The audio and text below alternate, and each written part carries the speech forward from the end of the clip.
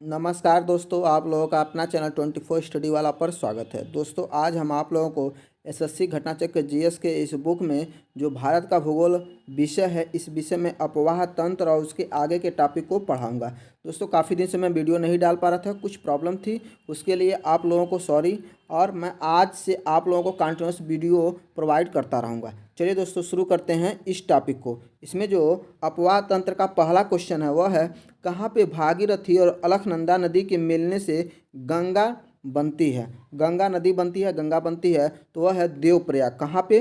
देवप्रयाग। देवप्रयाग पे दोनों नदियां जो हैं भागीरथी और अलकनंदा नदी मिलती हैं, तो इनके जो मिलन स्थान है, तो इनके बाद इसकी जो नदी का नाम होता है वह गंगा के नाम से जाना जाता है। इसके बारे में हम लोग देख भी लेते हैं। तो इसमें देखिए लिखा है, देवप्रयाग में भागीरथी और अलकनंदा नदी के मिलने से गंगा नदी का निर्माण होता है। गंगा जो नदी है भारत की सबसे लंबी नदी है और इसकी लंबाई जो है 2525 किलोमीटर है। अगला क्वेश्चन है, अलकनंदा नदी और भागीरथी खरक ग्लेशियर से निकलते हैं। तो अलकनंदा नदी जो है वह सतोपंथ है और भागीरथी खरक ग्लेशियर से निकलते हैं। इसमें यही था। तो अलकनंदा नदी जो है सतोपंथ और भागीरथी खरक ग्लेशियर से निकलती हैं।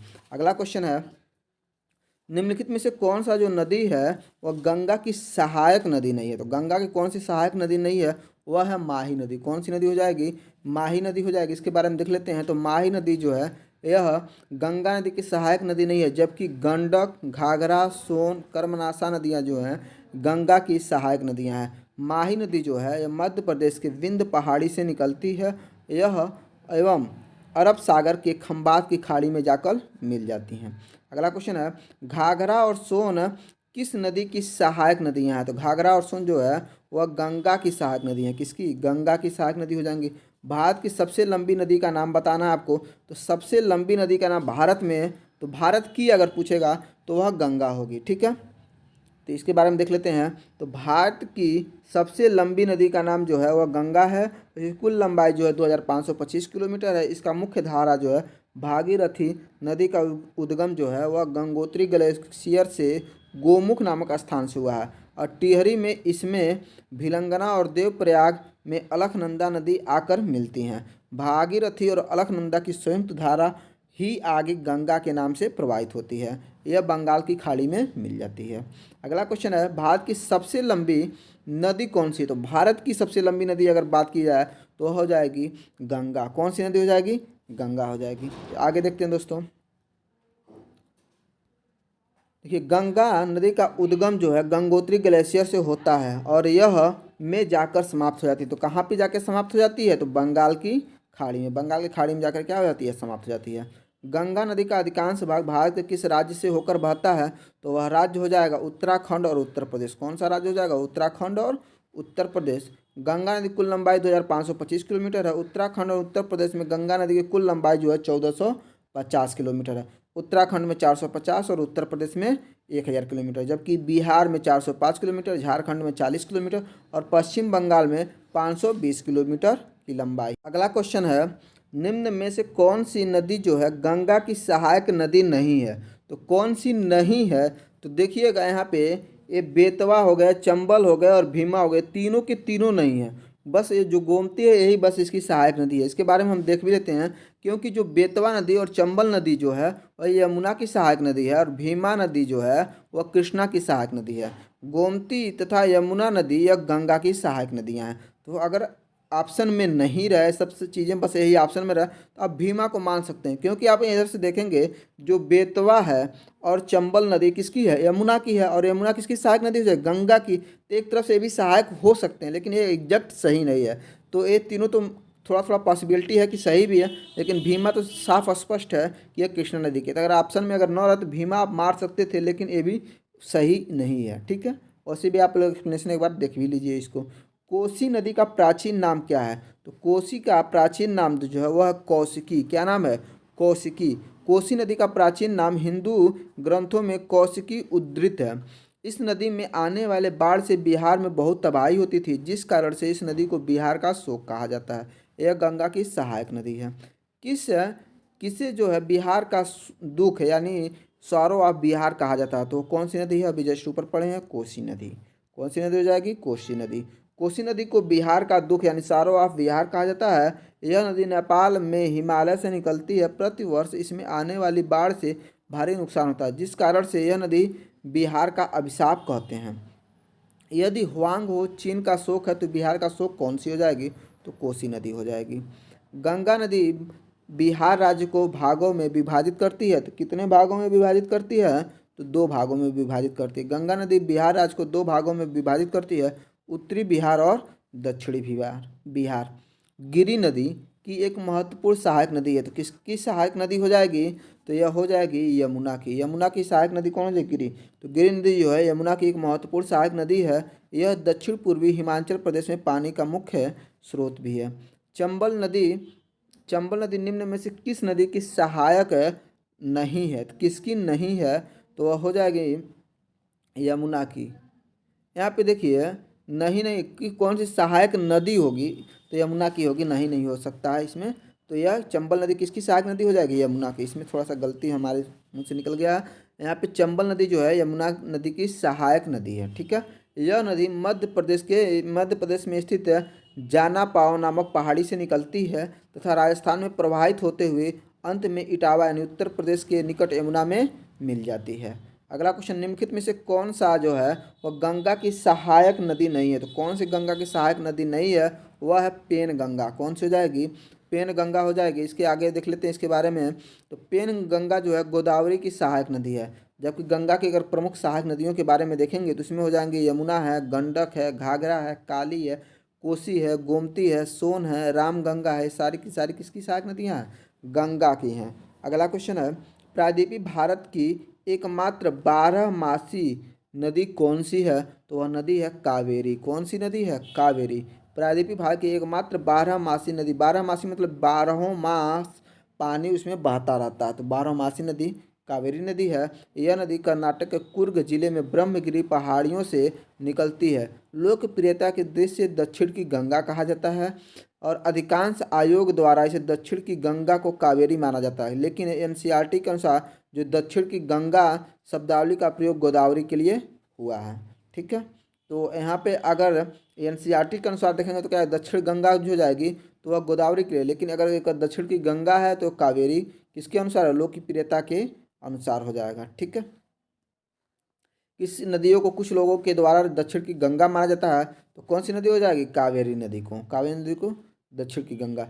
इंद्रावती, देखिए अगर बूढ़ी गंगा कहा जाएगा तब तो आप उसको मार सकते हैं गोदावरी को, ठीक है। लेकिन अगर दक्षिण की गंगा कहेंगे तो कावेरी ही आप टिक करिएगा। इंद्रावती, प्राणहिता और सबरी निम्नलिखित में से किसकी उपनदियां हैं? तो वह है गोदावरी की। किसकी हैं? गोदावरी के। इंद्रावती, प्राणहिता, सबरी नदियां जो हैं गोदावरी की सहायक नदियां हैं। इसकी अन्य सहायक में वर्धा, मानेर, मंजरा, पूर्णा, प्रवरा, मूला, दूधना, वेन गंगा आदि हैं। गोदावरी नदी प्रायद्वीपीय भारत की सबसे लंबी नदी है। निम्नलिखित में से कौन सी नदी जो है गोदावरी की एक सहायक नदी नहीं है? तो वो कौन सी हो जाएगी? बराकर। कौन सी हो जाएगी? बराकर। जस्ट हम लोग ऊपर इसको देखे भी हैं। आगे देखते हैं दोस्तों, पूर्णा, मंजरा और प्राणहिता निम्न से सहायक नदियाँ किसकी हो जाएंगी? गोदावरी की। आगे देखते हैं दोस्तों, इसमें आगे है आपका, निम्नलिखित में से किस नदी में भारत की प्रायद्वीपीय नदियाँ प्रणाली में सबसे बड़ा जल समर है? जल समर सबसे बड़ा कहाँ पे हो जाएगी? प्रायद्वीपीय नदियों की बात की जाए तो इसमें सबसे बड़ी नदियाँ कौन सी हो जाएगी? गोदावरी। इसके बारे में देख लेते हैं। तो भारत में प्रायद्वीपीय नदियों प्रणाली में गोदावरी नदी में सबसे बड़ी जल संभर यानी मतलब उसमें जल सबसे ज़्यादा भी है, सबसे बड़ी भी है। देखिए यहाँ पे लिखा भी है, एक अपवाह द्रोणी को दूसरे से अलग करने वाली सीमा जिसे जल विभाजक भी कहा जाता है। गोदावरी नदी जो है प्रायद्वीपीय भारत की सबसे लंबी नदी है। उसकी लंबाई कितनी है? 1465 किलोमीटर है और इस नदी को दक्षिण गंगा के नाम से जाना जाता है। यह नदी महाराष्ट्र में नासिक के त्र्यंबकेश्वर से निकलती है और बंगाल की खाड़ी में गिरती है। यह देश के दूसरे सबसे बड़े नदी क्षेत्र का निर्माण करती है। अगला क्वेश्चन है, प्रायद्वीपीय भारत की सबसे लंबी नदी की बात की जाए तो कौन सी नदी हो जाएगी? वो नदी हो जाएगी गोदावरी। कौन सी नदी हो जाएगी? गोदावरी। निम्नलिखित में से कौन सी दक्षिण भारत की सबसे लंबी नदी है? तो वह है गोदावरी। निम्नलिखित में से कौन जो है भारत की सबसे निम्नलिखित में से भारत की कौन सी नदी सबसे बड़ी प्रायद्वीपीय नदी है? तो प्रायद्वीपीय नदी हो जाएगी। जब भी प्रायद्वीपीय नदी की बात हो तो गोदावरी हो जाएगी। भारत के दक्षिण प्रायद्वीप में कौन सी नदी देश के दूसरे सबसे बड़े नदी क्षेत्र का निर्माण करती है तो वह हो जाएगी गोदावरी नदी। कौन सी नदी हो जाएगी? गोदावरी हो जाएगी। निम्नलिखित में से कौन सी नदी जो अरब सागर में नहीं मिलती है तो वह हो जाएगी, अरब सागर में कौन नहीं मिलती है तो हो जाएगी गोदावरी। गोदावरी जो है ये बंगाल की खाड़ी में गिरती है, जबकि साबरमती, ताप्ती और सिंधु नदियां हैं ये सारे के सारे कहाँ पे मिलते हैं? अरब सागर में मिलते हैं। ठीक है, आगे देखते हैं दोस्तों। आगे निम्नलिखित में से कौन सी जो नदी है वह महाराष्ट्र के त्रम्बकेश्वर से निकलती है तो वह हो जाएगी गोदावरी। गोदावरी जो है त्रम्बकेश्वर से निकलती है, ये महाराष्ट्र के नासिक में।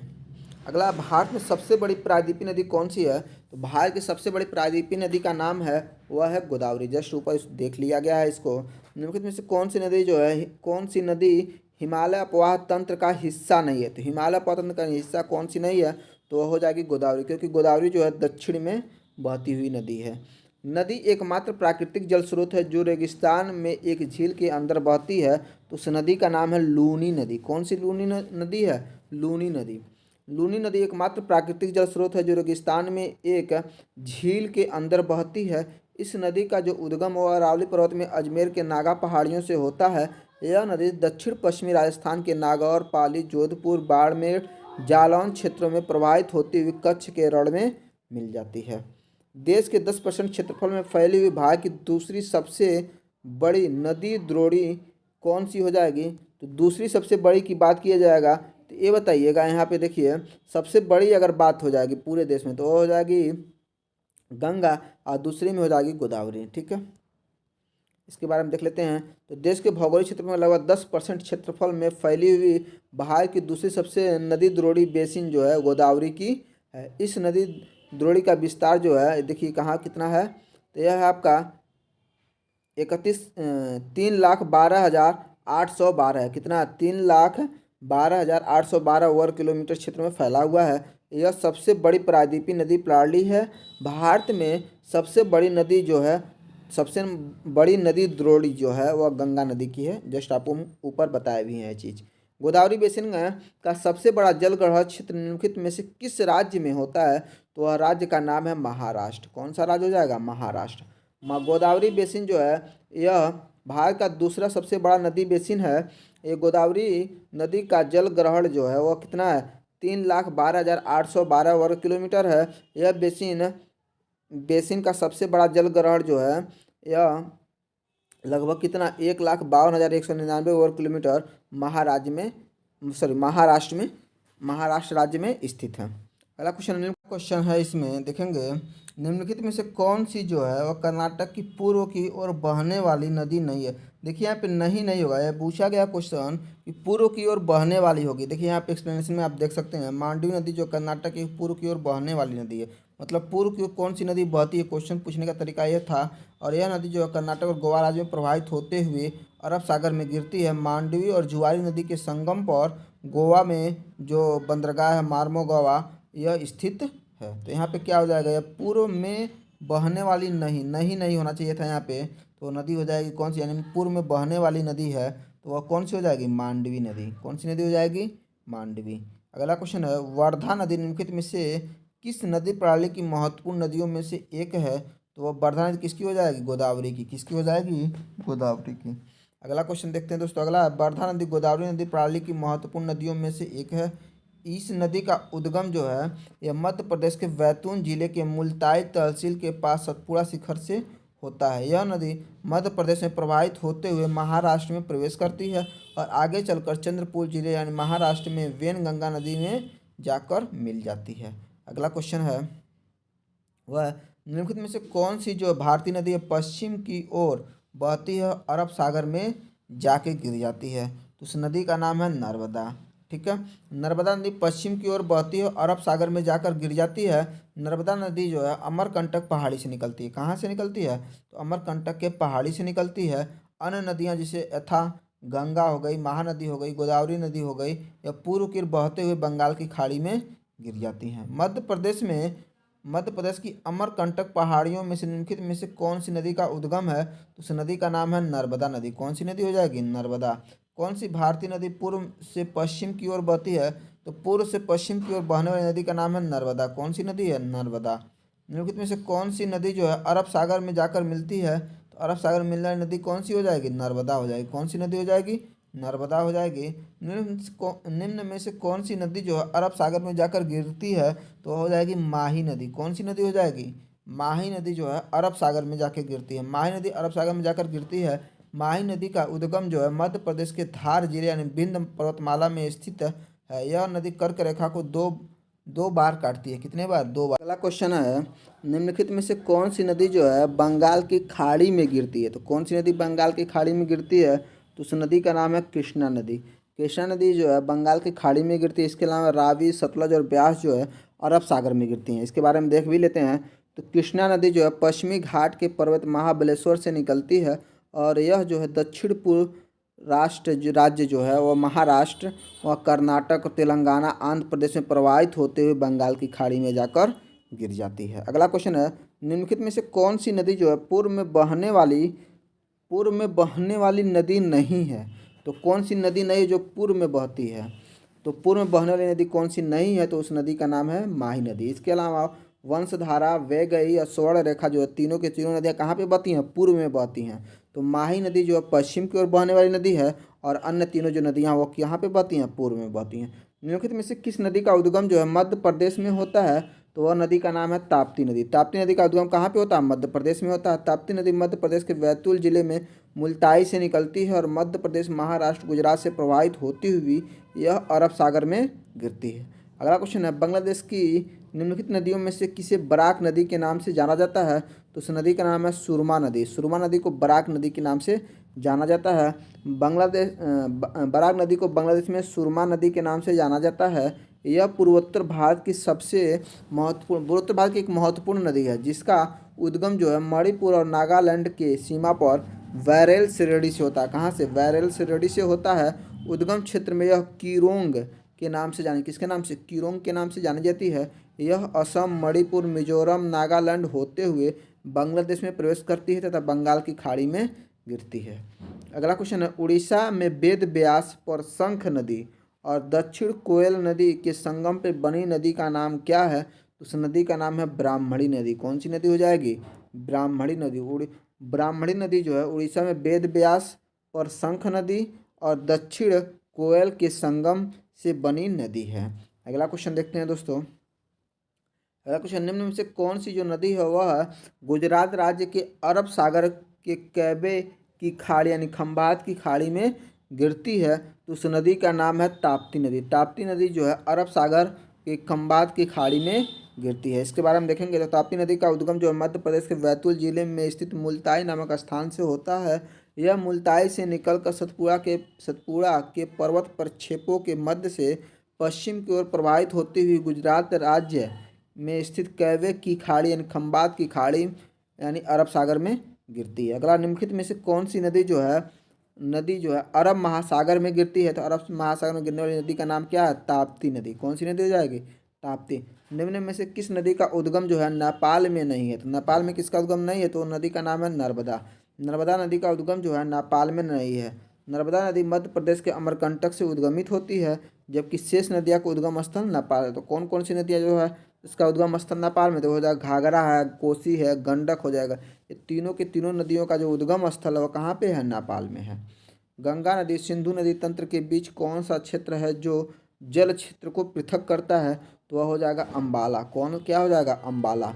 गंगा नदी तंत्र और सिंधु नदी तंत्र के बीच स्थित अम्बाला एक जल विभाजक का काम करता है। इसके पूर्व स्थित नदियाँ पूर्व की ओर तथा पश्चिम स्थित नदियाँ जो हैं पश्चिम की ओर बहती हैं। पेन्नार नदी जो है राज्य से निकलती है। तो किस राज्य से निकलती है? तो कर्नाटक राज्य से। कर्नाटक राज्य, इसके बारे में देख लेते हैं। तो पेन्नार यानी पेन्ना नदी जो है कर्नाटक के नंददुर्ग पहाड़ी से निकलकर लंबाई 597 किलोमीटर आंध्र प्रदेश से होकर बहते हुए बंगाल की खाड़ी में गिरती है। जयमंगली, चित्रावती, चेरू आदि इसकी सहायक नदियां हैं। निम्न में से कौन सी नदी का उद्गम स्थल जो है राजस्थान राज्य में है? तो वह हो जाएगा बनास। कौन सी नदी हो जाएगी? बनास। बनास नदी राजस्थान पश्चिम उत्तर भारत में प्रवाहित होने वाली नदी है। चंबल नदी की सहायक नदी बनास अपना संपूर्ण चक्र राजस्थान में ही पूरा करती है। यह नदी उदयपुर जिले की अरावली पर्वत श्रेणियों में कुंभलगढ़ के पास खमनौर की पहाड़ियों से निकलती है। अगला क्वेश्चन है, दामोदर, ब्राह्मणी और खरकई नदियों का उद्गम स्थल भारत के किस राज्य में है? तो राज्य हो जाएगा झारखंड। कौन सा राज्य हो जाएगा? झारखंड। दामोदर, ब्राह्मणी और खरकई नदियों का उद्गम स्थल जो है भारत के झारखंड राज्य में स्थित है। दामोदर नदी झारखंड के छोटा नागपुर क्षेत्र से निकलती है। किस नदी की म्यूराक्षी, दामोदर और कांस्यवती और रूप नारायण नामक सहायक नदियां हैं? तो वह है हुगली। कौन सी नदी है? हुगली की सहायक नदियां हैं सब के सब, जिसमें देखेंगे तो म्यूराक्षी हो गई, दामोदर हो गई, कांस्यवती हो गई और रूपनारायण नामक नदियां जो हैं हुगली की सहायक नदियां हैं। हुगली नदी पश्चिम बंगाल में बहती है। यह नदी मुर्शिदाबाद जिले में गंगा से अलग होकर डायमंड हार्बर के पास बंगाल की खाड़ी में गिर जाती है।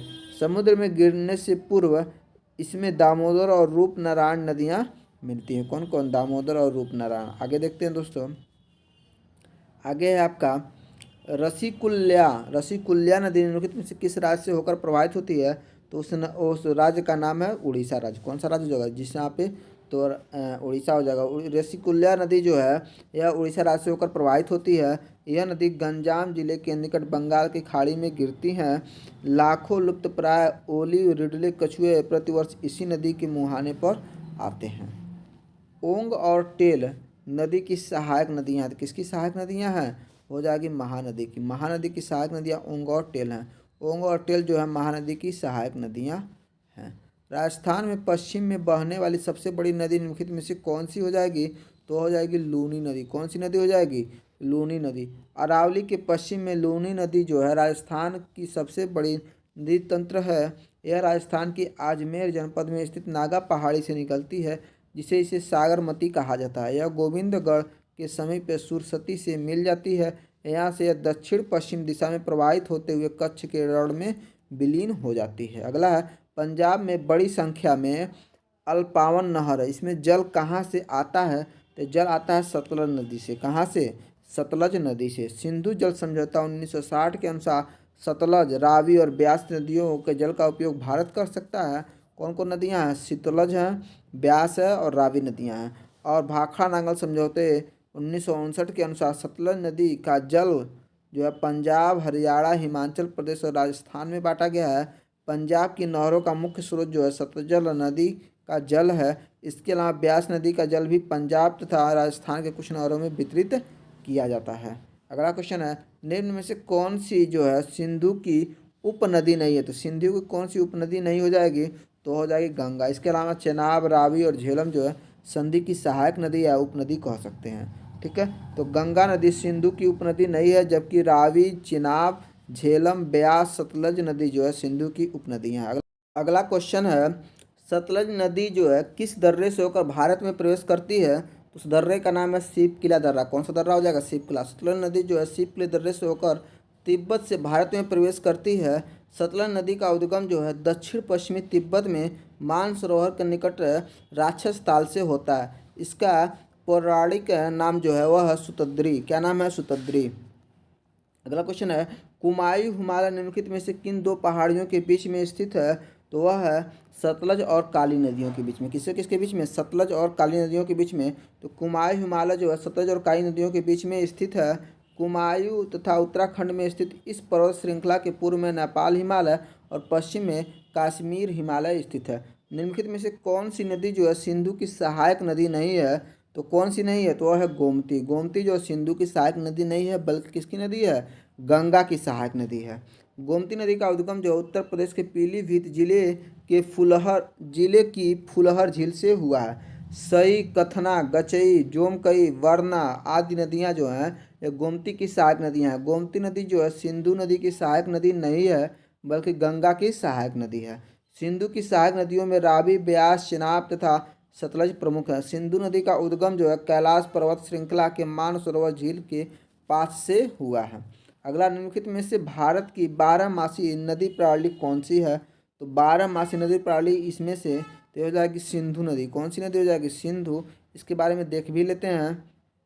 देखिए यहाँ पे लिखा है, सिंधु नदी जो है भारत की 12मासी नदी प्रणाली है। ज्ञातव्य है कि हिमालयी नदियाँ में 12 मासी प्रणालियों के अंतर्गत जितने भी हिमालयी नदियाँ होती हैं सारे के सारे क्या होती हैं 12 मासी। 12 मासी का मतलब ये होता है कि जो 12 महीने नदी जिसमें प्रवाहित होती रहती है। ठीक है। सिंधु नदी ग्रेट इंडियन डेजर्ट के में स्थित है। तो किधर स्थित है? तो वह स्थित है आपका पश्चिम में। कहाँ पे? पश्चिम में। तो सिंधु नदी जो है ग्रेट इंडियन डेजर्ट के पश्चिम में स्थित है। निम्नलिखित में से इनमें से कौन सी जो नदी है वो पंजाब राज्य से होकर नहीं गुजरती है? तो कौन सी नदी हो जाएगी? गंगा। गंगा जो पंजाब राज्य से होकर नहीं गुजरती। इसके अलावा सतलज, झेलम और रावी नदियाँ जो है पंजाब से होकर बहती हैं। इसके बारे में देख लेते हैं। तो गंगा नदी जो है गोमुख है, उत्तराखंड से निकलकर उत्तर प्रदेश, बिहार, झारखंड, पश्चिम बंगाल होते हुए बंगाल की बांग्लादेश में हो प्रवेश कर जाती है और अंततः बंगाल की खाड़ी में जाकर मिल जाती है। जबकि अन्य जो नदियाँ जैसे सतलज हो गई, रावी हो गई, झेलम पंजाब में होकर प्रवाहित करती हैं। निम्नलिखित में से कौन सी नदियाँ जो हैं गंगा की सहायक नदियों में से नहीं है? तो गंगा की सहायक नदी कौन सी नहीं है? तो हो जाएगी सतलज। सतलज जो है गंगा की सहायक नदी। इसके अलावा गोमती, कोसी और दामोदर जो है गंगा की सहायक नदी हो जाएंगी। सतलज नदी जो है तिब्बत स्थित राकस झील से निकलती है। यह उत्तर पश्चिमी दिशा में बहते हुए सिप सिप किला दर्रा के पास हिमाचल प्रदेश में प्रवेश करती है। इसकी कुल लंबाई जो है 1500 किलोमीटर है। यह सिंधु नदी तंत्र का भाग है। गोमती, दामोदर और कोसी आदि नदियाँ जो है गंगा नदी तंत्र की भाग हैं। ठीक है। निम्नलिखित में से किस नदी का उद्गम स्थल जो है वह राकस झील है? कौन सी? राकस झील के तो वह है सतलज नदी। कौन सी हो जाएगी? सतलज। इसके बारे में देखेंगे तो मुंशी और भीमा नदियों की सहायक नदियाँ किसकी सहायक नदियाँ हो जाएंगी? तो कृष्णा की।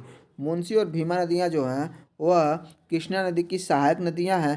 कृष्णा नदी की अन्य सहायक नदी इसमें तुंगभद्रा, कोयना, मालप्रभा, पंचगंगा, दूधगंगा और घाट प्रभा है। निम्नलिखित में से कौन सी नदी जो है दक्षिण भारत की प्रसिद्ध तीर्थ स्थान तिरुट्टनी से होकर बहती है? तो कौन सी नदी हो जाएगी? तो नंदी नदी। कौन सी नदी हो जाएगी? नंदी। आगे देखते हैं। नंदी नदी जो है दक्षिण भारत की प्रसिद्ध तीर्थ स्थल तिरुट्टनी से होकर प्रवाहित होती है। तिरुट्टनी तमिलनाडु राज्य के तिरुवल्लुर जिले में स्थित एक शहर है। इस शहर में भगवान मुरुगन का प्रसिद्ध मंदिर स्थित है। अगला क्वेश्चन है बनास नदी के दक्षिण सहायक नदी वेडच राजस्थान के किस जिले की पहाड़ियों से शुरू होती है? तो वह हो जाएगा उदयपुर। कौन सा हो जाएगा? उदयपुर।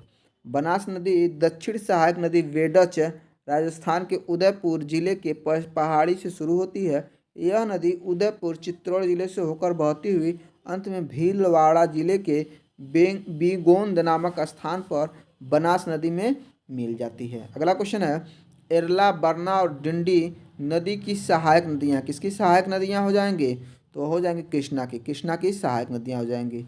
इसके बारे में देख लेते हैं। तो कृष्णा नदी जो है महाराष्ट्र के महाबलेश्वर से निकलती है तथा महाराष्ट्र, कर्नाटक, तेलंगाना, आंध्र प्रदेश में बहती हुई बंगाल की खाड़ी में मिल जाती हैं। कोयला, मूंसा, एरला, वरना एवं डिंडी जो है कृष्णा नदी की सहायक नदियां हैं। आगे देखते हैं दोस्तों। आगे है आपका वह है लोहित नदी की एक सहायक नदी है। तो लोहित नदी किसकी सहायक नदी हो जाएगी? ब्रह्मपुत्रा की। ब्रह्मपुत्रा की सहायक नदी कौन सी हो जाएगी? लोहित नदी। पूर्वी तिब्बत में जयालचू पर्वत श्रेणी में उद्गमित लोहित नदी जो है ब्रह्मपुत्रा की सहायक नदी है। यह नदी खून की नदी के नाम से जानी जाती है। दी रिवर ऑफ ब्लड, खून की नदी के नाम से जानी जाती है। ठीक है। कौन सी नदी? लोहित। इसमें लोहित लोहा किससे रिलेटेड करेगा? खून से। तो इसे याद कर लीजिएगा। निम्नलिखित में से कौन सी नदी जो है कृष्णा नदी की सहायक नदी है? तो कृष्णा नदी की सहायक नदी कौन सी हो जाएगी? तो हो जाएगी तुंगभद्रा। कौन सी नदी हो जाएगी? तुंगभद्रा। तुंगभद्रा कृष्णा नदी की सहायक नदी है। इस नदी का जन्म जो है तुंगरा और भद्रा नदियों के मिलन से होता है। यह नदी जो है कर्नाटक और आंध्र प्रदेश में प्रवाहित होती है। हम्पी तुंगभद्रा नदी के किनारे पर स्थित है। अमरावती, भवानी तथा हेमवती कावेरी नदी की सहायक नदियाँ हैं। सियांग, तिरप और कामेंग इनमें से किस राज्य में पाई जाने वाली नदियाँ हैं? तो वह है अरुणाचल प्रदेश में। कहाँ पे पाई जाती हैं? अरुणाचल प्रदेश में। सियांग, तिरप और कामेंग जो है वह अरुणाचल प्रदेश में पाई जाने वाली नदियाँ हैं। अगला है उस नदी प्रणाली की पहचान कीजिए जिसमें आप दिहांग नदी में पाएंगे। दिहांग नदी में पाएंगे तो वह हो जाएगी ब्रह्मपुत्रा नदी। जिसमें इसके बारे में देख लेते हैं। तो ब्रह्मपुत्रा नदी जो है तिब्बत की मानसरोवर झील के पूर्व स्थित आंगसी हिमनद से निकलती है। यह हिमालय के समांतर पूर्व की ओर बहती हुई नामचा बरवा शिखर के पास पहुंचकर अंग्रेजी के यू अक्षराकार मोड़ बनाकर भारत के अरुणाचल प्रदेश में दिहांग से प्रवेश करती है। इसे आगे आगे असम में ब्रह्मपुत्रा के नाम से जाना जाता है। ठीक है, अगला क्वेश्चन है, किशन गंगा नदी निम्नलिखित में से किस नदी की प्रमुख सहायक नदियों में से एक है? तो वह नदी है झेलम। झेलम की सहायक नदी है किशन गंगा। किशन गंगा नदी जो झेलम की प्रमुख सहायक नदियों में से एक है। केंद्र शासित प्रदेश जम्मू और कश्मीर के बांदीपोरा जिले में इस नदी को जल विद्युत परियोजना का निर्माण किया गया है। अगला क्वेश्चन है, किस भारतीय राज्य में आपको मोहुरी नदी मिलेगी? तो मोहुरी नदी किस राज्य में मिलेगी? तो वह है त्रिपुरा राज्य। त्रिपुरा राज्य में मोहुरी नदी मिलेगी। इसके बारे में देख लेते हैं। तो भारतीय राज्य त्रिपुरा में मोहुरी नदी है। यह नदी भारत और बांग्लादेश के बीच एक अंतर्राष्ट्रीय नदी है। इसे अंतर्राष्ट्रीय एशियन नदी भी कहा जाता है। यह नदी त्रिपुरा में प्रवाहित होती है और बांग्लादेश में बंगाल की खाड़ी के मुहाने पर फेनी नदी में मिल जाती है। कौन सी नदी जो है हिमालय के पूर्वी सीमा को चिन्हित करती है? तो उस नदी का नाम है ब्रह्मपुत्रा नदी। ब्रह्मपुत्रा नदी जो है हिमालय के पूर्वी सीमा को चिन्हित करती है। ब्रह्मपुत्रा नदी के पूर्वी सीमा को ब्रह्मपुत्रा नदी हिमालय के पूर्वी सीमा को चिन्हित करती है। ब्रह्मपुत्र को तिब्बत में सांगपो कहा जाता है। क्या कहा जाता है? सांगपो। सियाचिन ग्लेशियर के पिघलने से बना पानी किस नदी का मुख्य स्रोत है? तो वह हो जाएगा नुब्रा। नुब्रा नदी का मुख्य स्रोत हो जाएगा। सियाचिन ग्लेशियर के पिघलने से बना पानी जो है नुब्रा नदी का मुख्य स्रोत है। नुब्रा नदी श्योक नदी में मिलती है। यह तथा श्योक नदी जो है सिंधु नदी में जाकर मिल जाती है। इस प्रकार से यह ग्लेशियर जो है सिंधु नदी तंत्र के नदियों का प्रमुख स्रोत है। यह ग्लेशियर जो है काराकोरम श्रेणी में स्थित है। अगला क्वेश्चन है, किस नदी के बेसिन को भारत के उत्तरी 10 राज्यों द्वारा बांटा गया है? तो वह हो जाएगी गंगा नदी बेसिन। कौन सी हो जाएगी? गंगा नदी बेसिन। इसके बारे में देख लेते हैं। तो भारत में गंगा नदी बेसिन को उत्तरी भारत के 10 राज्यों द्वारा बांटा गया है। गंगा नदी बेसिन जो है वह कितना है? 8,61,404 वर्ग किलोमीटर क्षेत्र में फैला हुआ है। यह बेसिन उत्तराखंड, उत्तर प्रदेश, मध्य प्रदेश, राजस्थान, बिहार, पश्चिम बंगाल, झारखंड, हरियाणा, छत्तीसगढ़, हिमाचल प्रदेश तथा दिल्ली संघ शासित प्रदेश में फैला हुआ है। निम्नलिखित में से कौन सी नदी का मुहाना या डेल्टा नहीं है?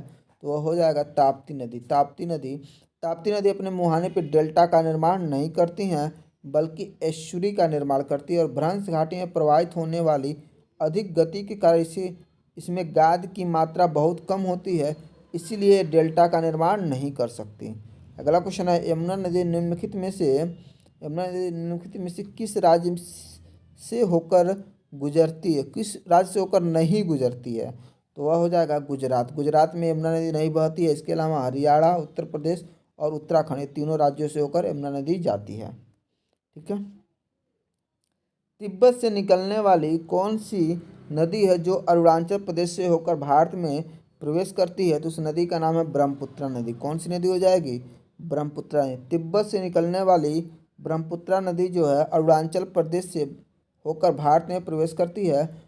ब्रह्मपुत्रा नदी जो है तिब्बत में स्वांगपो या साम्पू के नाम से भी जानी जाती है। इस नदी का बहाव क्षेत्र जो है तिब्बत, बांग्लादेश और भारत है। कौन कौन है? तिब्बत, बांग्लादेश और भारत है। विश्व का सबसे बड़ा डेल्टा कौन सा है? तो विश्व का सबसे बड़ा जगह डेल्टा देखेंगे, यहाँ पे देखिए क्या हो जाएगा, यहाँ पे गंगा ब्रह्मपुत्रा जो डेल्टा है विश्व का सबसे बड़ा डेल्टा है। विश्व का सबसे बड़ा डेल्टा क्या हो जाएगा? गंगा ब्रह्मपुत्रा डेल्टा हो जाएगा। इस डेल्टा का आकृति जो है त्रिभुजाकार है, इसे सुंदरवन का डेल्टा भी कहा जाता है। भारत में किस नदी को दिहांग भी कहा जाता है? तो वह है ब्रह्मपुत्रा नदी। ब्रह्मपुत्रा नदी को दिहांग नदी के नाम से भी जाना जाता है। भारत में ब्रह्मपुत्रा नदी को अरुणाचल प्रदेश में दिहांग कहा जाता है। इसे चीन के तिब्बत पठार पर सांगपो नदी, बांग्लादेश में जमुना नदी, असम में ब्रह्मपुत्रा नदी के नाम से जाना जाता है। यह नदी जो है हिमालय के उत्तर में तिब्बत के पठार पर स्थित मानसरोवर झील के पास से निकलती है। यह तिब्बत और भारत और बांग्लादेश से होकर प्रवाहित होती है। विश्व का सबसे बड़ा डेल्टा निम्नलिखित में से कौन सा है? तो वह हो जाएगा गंगा ब्रह्मपुत्र डेल्टा। गंगा ब्रह्मपुत्र डेल्टा जो है यह विश्व का सबसे बड़ा डेल्टा है। इसे सुंदरवन का डेल्टा भी कहते हैं। अगला क्वेश्चन है, इनमें से कौन सा जो है वो विश्व का सबसे बड़ा नदी द्वीप है? सबसे बड़ा नदी द्वीप कौन सा हो जाएगा? तो हो जाएगा माजुली नदी द्वीप। कौन सी हो जाएगी? माजुली नदी द्वीप। असम में स्थित माजुली द्वीप जो है विश्व का सबसे बड़ा नदी द्वीप है। यह द्वीप जो है ब्रह्मपुत्र नदी के मध्य में स्थित है। सितंबर 2016 में माजुली द्वीप जो है असम का 35वां जिला बना।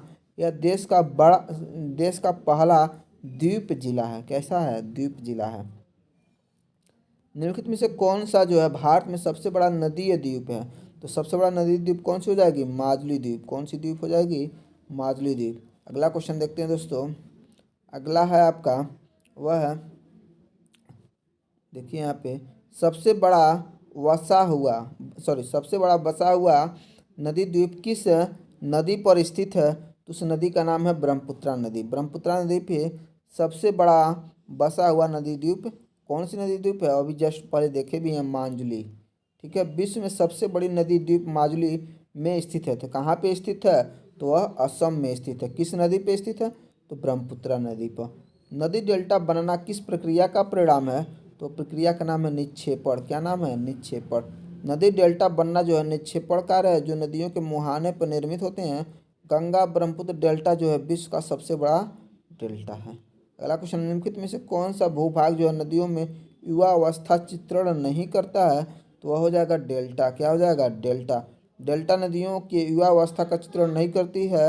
यह अन्य तीनों जो हैं युवा अवस्था से संबंधित है। तो डेल्टा बस नहीं होता, इसके अलावा आकार, घाटी, रैपिड्स और गार जो है ये युवा अवस्था को चित्रण करते हैं। अगला क्वेश्चन, निम्नलिखित में से कौन सी जो नदी है वह हिमाचल प्रदेश से कुल्लू पहाड़ियों के बीच रोहतांग दर्रे के पश्चिम से निकलती है और राज्य की चंबा घाटी से होकर बहती है? तो उस नदी का नाम है रावी नदी। कौन सी नदी हो जाएगी? रावी नदी। रावी नदी हिमाचल प्रदेश के कुल्लू पहाड़ियों के बीच रोहतांग दर्रे के पश्चिम से निकलती है और भारत और राज्य की चंबा घाटी से होकर बहती है। यह नदी पाकिस्तान में चेनाब नदी में जाकर मिल जाती है। मयूर द्वीप किस नदी पर स्थित है? तो मयूर द्वीप जो है आपका ब्रह्मपुत्रा नदी पर स्थित है। मयूर द्वीप ब्रह्मपुत्रा नदी पर स्थित है। ब्रह्मपुत्रा नदी के बीच मयूर द्वीप पर उमानंद मंदिर स्थित है। अगला जो टॉपिक है दोस्तों वह है पर्यावरण और पारिस्थितिकी। इस टॉपिक को मैं अगले वीडियो में पढ़ाऊँगा। अगर आप लोगों को ये वीडियो अच्छे लग रहे हैं तो प्लीज़ चैनल को शेयर और सब्सक्राइब जरूर करिएगा और अपने दोस्तों के पास शेयर भी करिए, क्योंकि जब आप लोग शेयर करेंगे तभी हमारा हौसला और बढ़ेगा और आपको ज़्यादा से ज़्यादा वीडियो प्रोवाइड कर सकेंगे। अगर आप लोग वीडियो शेयर करेंगे ही नहीं तो फिर हमको भी लगता है कि यार कोई फ़ायदा नहीं है, व्यू भी नहीं आ रहे हैं, इसीलिए हम वीडियो बनाने में थोड़ा सा हिचकिचाते हैं। इसीलिए आप लोगों से एक रिक्वेस्ट है कि आप लोग ज़्यादा से ज़्यादा शेयर करें ताकि ज़्यादा से ज़्यादा लोगों के पास पहुंच सके, तो हमको भी कुछ प्रॉफिट होगा। देखेंगे बहुत सारे व्यू आ रहे हैं तो हमको भी वीडियो बनाने में अच्छा लगेगा। ठीक है दोस्तों, अगर एक बार फिर से आप लोगों को धन्यवाद।